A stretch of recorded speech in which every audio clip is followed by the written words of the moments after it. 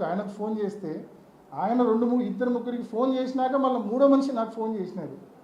నేను ఒక 3-4 వెహికల్లో పోతా ఉన్నా, తిప్పుకొని అందరం కలిసి పెదనాన్న ఇంటికి పోయినాం, వివేకం పెదనాన్న ఇంటికి పోయినాం.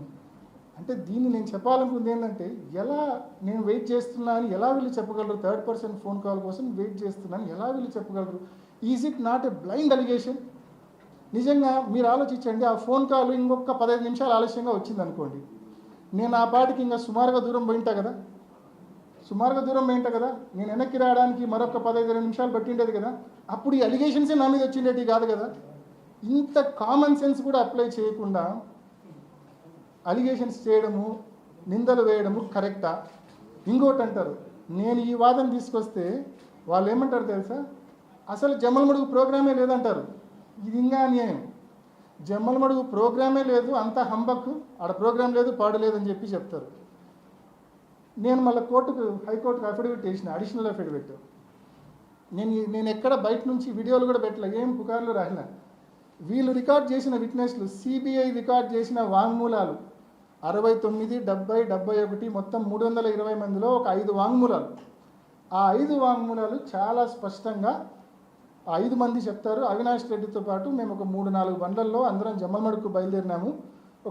బయలుదేరిన 2 నిమిషాల తర్వాత ఆయన బండి యూటర్న్ తీసుకుంది, మేము కూడా యూటర్న్ తీసుకుని చెప్తారు. అంటే ఇంత స్పష్టంగా మీరు రికార్డు చేసిన మీ ఓన్ వాంగ్మూలాలే, మీరు రికార్డ్ చేసిన వాంగ్మూలాలే చెప్తా ఉన్నాయి. మీరు ఏ రకంగా జమ్మలమడుగు ప్రోగ్రాం లేదని చెప్పగలిగినారు? ఆ రోజు జీకే కొండారెడ్డి జమ్మలమడుగులో వైఎస్ఆర్సీపీలో జాయినింగ్ ఉన్నమాట వాస్తవం. ఆయనతో మరొక 70 నుంచి 100 మంది పార్టీలో జాయిన్ అయ్యే మాట వాస్తవం. ఇది ఏమన్నా సీక్రెటా? ఏమన్నా? దాదాపు 100 మంది ఆ రోజు కొండారెడ్డితో పాటు పార్టీలో జాయిన్ చేశారు. ఇది నేను కోర్టులో పెడితే నాకు బెయిల్ వచ్చిన తర్వాత దీన్ని కూడా ఓవర్కమ్ చేస్తూ సిబిఐ వాళ్ళు ఎవరినో టామ్, డిక్ అండ్ హ్యారీని జమ్మలమడుగు నుంచి ఇద్దరిని పిలిపించుకొని ఆ రోజు జమ్మలమడుగులో అవినాష్ రెడ్డి ప్రోగ్రాం లేదని చెప్పి రాపించుకుంటారు నాకు బెయిల్ వచ్చిన తర్వాత. అంటే ఇవన్నీ కూడా నేను వాళ్ళ లోపాలు ఎత్తి చూపడం, వాళ్ళు దాన్ని కరెక్ట్ చేసుకోవడం. ఇవి అర్థంగా ఇప్పుడు నేను చెప్పిన 3-4 ఉదాహరణలు స్పష్టం చేయడం లేదా? ఇది లాలూచీ విచారణ, ఇది తప్పుడు విచారణ అని చెప్పి మీ అందరికీ స్పష్టం చేయడం లేదా అని చెప్పి మనందరికీ కూడా నేను అడుగుతా ఉన్నా. ఇంకొకటి, నేను 6:30కి అక్కడికి విన్నాను, స్పష్టంగా వినండి అన్న.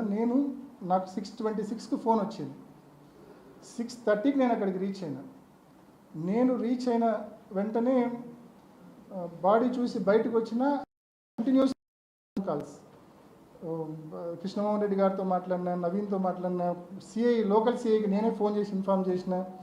నేను పోవడం కంటే ముందే కృష్ణారెడ్డి అక్కడ లెటర్ చూడడము, ఆ లెటర్ ఉండే విషయం మరి నరెడ్డి రాజశేఖర రెడ్డి గారికి చెప్పడము, రాజశేఖర రెడ్డి గారు ఆ లెటర్లో ఉండే అంశాలన్నీ కూడా వినడము, అవి దాచిపెట్టమని చెప్పడము, ఆ విషయం పోలీసు అంటే ఆ లెటర్ స్పష్టంగా అది మర్డర్ అని అర్థమైంది వాళ్ళు.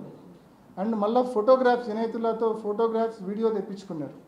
లెటర్ ఉందని తెలుసు, లెటర్లో ఉన్న కంటెంట్స్ తెలుసు. ఇవన్నీ తెలిసి పోలీసులకు చెప్పాలా, కనీసం అక్కడికి పోయిన అవినాష్ రెడ్డికి చెప్పాలా, లేకుంటే పోలీసులకు చెప్పాలన్న ఇంకిత జ్ఞానం కూడా లేదు మన నరెడ్డి రాజశేఖర రెడ్డి గారికి. బట్ ఈరోజు ఆయన చేసిన చర్య కరెక్ట్ అంటారు, అదేందో నాకు అర్థం కాదు.